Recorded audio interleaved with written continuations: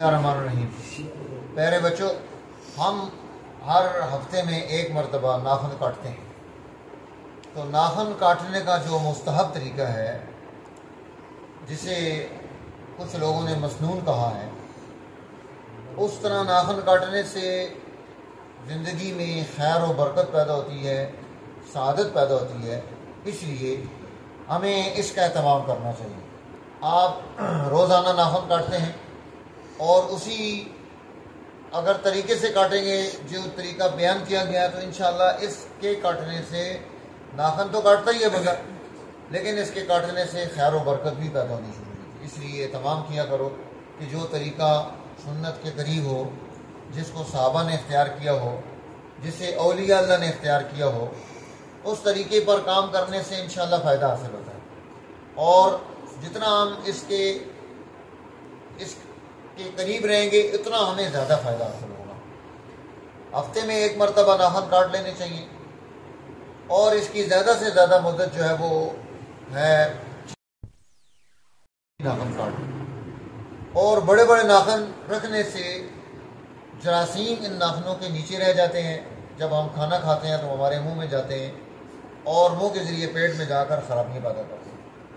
जितना भी आप धो लेंगे, कोई ना कोई जरसूमा अंदर रह जाएगा, क्योंकि ना इंसान हाथों से हर वक्त काम कर रहा होता है। कभी वो वुज़ू कर रहा है, कभी इस्तिंजा कर रहा है, कभी खाना खा रहा है, कभी कोई और चीज़ पकड़ रहा है। तो जो भी आप पकड़ रहे हैं वो सारा आपके हाथों से लग रहा है। इसलिए हाथों को धोना, नाखूनों को तराशना, साफ़ सुथरा रखना, ये एक मुस्तकिल काम है। अब देखें कि सुन्नत तरीका जो है, ये हाथों के नाखून हम जब काटेंगे तो ये दायां हाथ है, राइट है। जब हम शुरू करें तो इसकी ये शहादत की जो उंगली है, इससे हम नाखून काटना शुरू करेंगे। फिर उसके बाद दरम्यान वाली उंगली, फिर उसके साथ वाली, फिर छोटी उंगली। और छोटी उंगली पर पहुंचकर हमने उल्टे हाथ लेफ्ट हैंड पे आ जाना है और छोटी उंगली जो है इससे आपने नाखून काटना है। फिर उसके बाद उससे बड़ी साथ वाली जो है, फिर दरम्यान वाली जिसमें आप अंगूठी पहनते हैं, फिर दरम्यान वाली आ गई, फिर ये साथ इसकी शहादत वाली आ गई। उसके बाद 9वें नंबर पर हमने इस उल्टे हाथ के अंगूठे का नाखून काटना है। 10वें नंबर पर सीधे हाथ का अंगूठा जो है उसका नाखून काटना है। ये तरतीब बनाकर नाखून लाजमी काटें, इंशाल्लाह इससे बरकत पैदा होगी।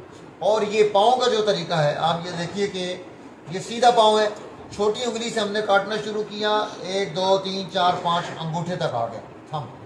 फिर उल्टे पाँव के अंगूठे से फिर उससे छोटी, उससे छोटी, उससे छोटी, यहाँ तक के सबसे छोटी उंगली, यानी इधर से आपने शुरू किया तरतीब से और इधर से आकर आपने उसको ख़त्म किया। तो इस तरह से जब हम नाखून काटेंगे तो इंशाअल्लाह उसका फ़ायदा भी होगा। और जो नाखून आपके पास जमा हो गए हैं काटने के बाद, उनको दफन कर दें तो ज़्यादा अच्छा है कि वो किसी को मुयसर ना मिले, नहीं, बेहतर तरीका है। या किसी ऐसी जगह डाल दें कि जहाँ से कोई उठाए ना।